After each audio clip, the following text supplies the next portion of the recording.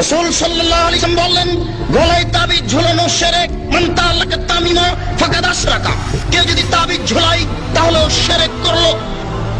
রাসূল সাল্লাল্লাহু আলাইহি ওয়াসাল্লাম বলেন, মান আতা রাফান ফাসালাহু ফাসাদাকা বিমা কালা লাম তুকবাল লাহু সালাতুন 40 লাইলা।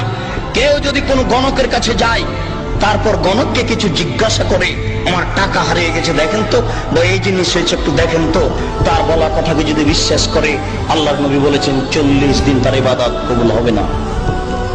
রাসূল সাল্লাল্লাহু আলাইহি ওয়াসাল্লাম বললেন, মান হালাফা লিগাইরিল্লাহ ফাকাদ আশরাকা। কেউ যদি আল্লাহ ব্যতীত অন্যের নামে কসম খায় তাহলে শিরক করলো। কেউ যদি আল্লাহ ব্যতীত অন্যের নামে কসম খায় তাহলে শিরক করলো। কেউ যদি দুই চোখের কসম খায় তাহলেও সে মুশরিক। কেউ যদি মায়ের কসম খায় তাহলেও সে মুশরিক।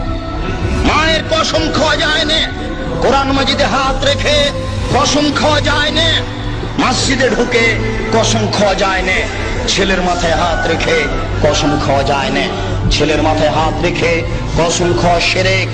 এইভাবে হাত চালিয়ে ভাগ্য পরীক্ষা করা শিরক। টিয়া পাখির মাধ্যমে ভাগ্য পরীক্ষা করা শিরক। হাতের দাগ দেখে ভাগ্যের কথা বলা শিরক।